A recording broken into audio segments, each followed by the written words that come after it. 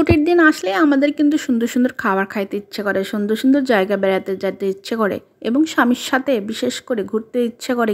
কিন্তু সেটা কি হয় আমাদের সংসার জীবনে? মনে হয় ছেলেকে নিয়ে কিছুক্ষণ আড্ডা দেই, আসলে সেটা কখনো সম্ভব না। কখনো সম্ভব না কেন বললাম? এই তো দেখেন, ঘুম থেকে উঠতে না উঠতে একটুখানি যদি দেরি করেন, কাজের এতটা তাড়াহুড়ো লেগে যায় যে কোনটা থেকে কোনটা করব বুঝতেই পারি না। তাই মাজার কাপড় বেঁধে কাজটা শুরু করে দিলাম। যাই হোক, ঝড় তুফান বন্যার ভিডিওতে আপনাদেরকে সবাইকে সুস্বাগত। একটা কথা বলে নেই, যদি ভালো লাগে ভিডিওটা লাইক কমেন্ট সাবস্ক্রাইব করে আমার পাশে থাকবেন। কাপড় ধুতে ধুতে ওদিক থেকে ছেলের বায়না চলে আসলো, মা আজকে কিন্তু স্পেশাল আমার জন্য কিছু রান্না করে দিবা। সেটা কি রান্না করবে বলো বলো? বলে ফেললো সে বিরিয়ানি রান্না করো। তার ঝটপট কাপড় চোপড় ধুয়ে আবার কিন্তু বিরিয়ানি রান্নার জন্য চলে গেলাম। আমার মনে হয় হাউস ওয়াইফদের আসলে ছুটির দিন বলতে কোনো দিনই হয় না। আসলে ছুটির দিন কিভাবে হবে? প্রত্যেক দিনই তো রান্না না করলে আমাদের খাওয়া হবে না, তাহলে আমাদের ছুটিটা আসলে থাকবে কিভাবে? এটা ভাবলে আসলে একটু অবাকই লাগে।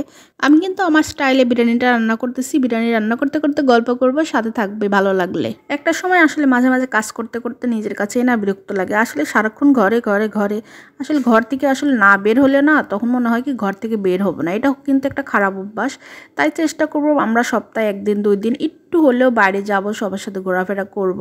যদিও জানি কথাটা বলতেছি সবার পক্ষে সম্ভব হয় না, আমি নিজেও আসলে বের হতে পারি না খুব একটা। আমার ভিডিওটা দেখবে না, খুব একটা বাইরে যাওয়ার কোনো সিন আছে, খুব কমই যাওয়া হয়। কিন্তু তারপরে বলবো, দেখবা মাঝে মাঝে বাইরে গেলে বাইরের আসলে পরিবেশটা দেখলে মনে যতটাই কষ্ট থাক, ক্লান্তি থাক, অনেকটাই দূর হয়ে যায়।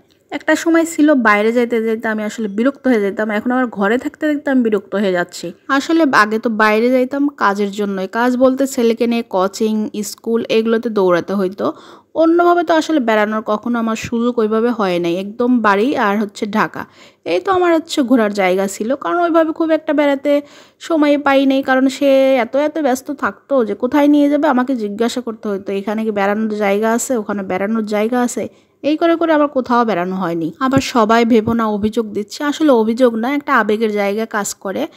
একদম ঢাকা শহরে মানে এমন একটা জায়গা, কোথাও যে যাওয়া বেড়াতে যানজটের জন্য মনটা চায় না যে একটু রাস্তায় বের হই। তারপরে কথায় আছে, যারা হচ্ছে বেড়াতে পছন্দ করে তারা কিন্তু তার ভিতরে এখানে ওখানে সব জায়গায় চলে যাচ্ছে। আসলে তোমাদের কেকের ভিডিওটা করে রেখেছি দেখানোর জন্য। আমার ছেলের জন্মদিন ছিল, আসলে বিশেষ করে ঘটা করে এবার অনুষ্ঠানটা করা হয়নি, তাই সিম্পলভাবে একটু কেক এনে ছেলেকে দিয়েছিলাম। এই তো, তাই একটু কেকের ভিডিওটা করে রাখছিলাম। আসলে ছেলে আগে কত আবদার করতো, জন্মদিন আসা আগে মাসটা গুনতো, তারিখ গুনতো, বারবার তারিখ গুনতো, আজকে এইবার এই তারিখ।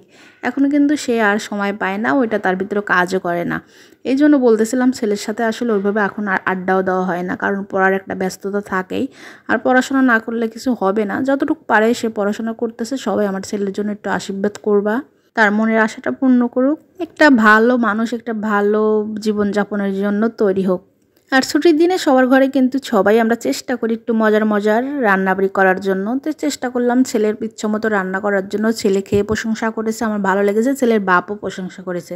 ছেলে ক্যামেরার সামনে আসতে চাইলো না, তাই তাকে দেখায়নি। ভালো থাকবে বন্ধুরা, থ্যাংক ইউ। তোমাদের সাপোর্টে অনেকটাই সামনে যাওয়ার অপেক্ষায় আছি।